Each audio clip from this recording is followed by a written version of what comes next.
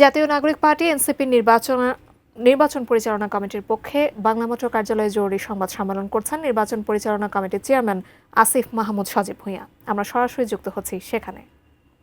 এই নির্বাচন কমিশন বাস্তবায়ন করতে পারবে না এবং আজকের মতো একটা দিনে কোনোভাবেই যখন আমরা দেখি বাইরে মত সৃষ্টি করা হয়, ভিতরে রায়ের পূর্ব মুহূর্তে একটি নির্দিষ্ট দলের সাথে বৈঠক হয়, বৈঠকের পরে এসে রায় হয়, খুব স্পষ্টভাবে বোঝা যায় যে এটা একটা ফেব্রিকেটেড শুনানি আজকে হয়েছে এবং এখানে অনেকগুলো বিতর্কিত প্রার্থীকে এবং সংবিধান লঙ্ঘন করে, আরপিও লঙ্ঘন করে এবং বাংলাদেশের প্রচলিত আরও কয়েকটি আইন লঙ্ঘন করে প্রার্থীদেরকে বৈধতা দেওয়া হয়েছে।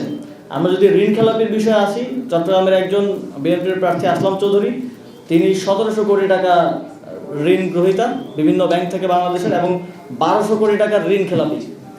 1200 কোটি টাকার ঋণ খেলাপি একজন ব্যক্তি 5টা ব্যাংকে বোধহয় 5টা ব্যাংকে, তাকে প্রথমে একজন নির্বাচন কমিশনার বললেন যে তাকে তো এটা দেওয়া উচিত না, এটা বাংলাদেশের মানুষ ভালোভাবে নিবে না, সবকিছু ওয়াজ লিডিং টুয়ার্ডস যে তার প্রার্থিতা অবৈধ হবে, বাতিল হবে।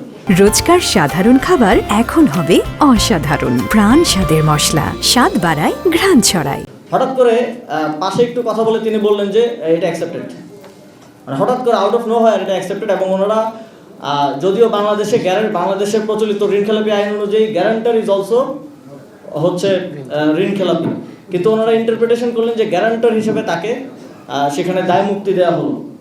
এবং আমরা দেখলাম যে ওনারা ওইখানে বসে আইনের ইন্টারপ্রিটেশন করছেন, ওনারা ওইখানে বসে সংবিধানের ইন্টারপ্রিটেশন করছেন, যেটার কোনোটার এখতিয়ার ওনাদের নেই।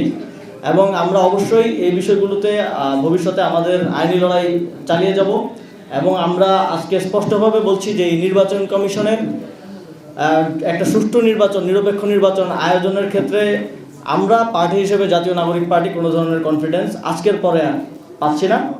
এবং আমাদেরকে এই পরিস্থিতিতে এসে আমরা এই জাতীয় সংসদ নির্বাচনে অংশগ্রহণ করব কিনা এটাও পুনর্বিবেচনা করার সময় এসেছে বলে আমরা মনে করছি। যেহেতু রাইট অ্যাওয়ে ওইখান থেকে এসে আপনাদের সাথে কথা বলছি, সে কারণে কোনো সিদ্ধান্ত এখন আমি দিব না। আমরা আমাদের পার্টির রাজনৈতিক পর্ষদে বসে সিদ্ধান্ত গ্রহণ করবো এই বিষয়ে।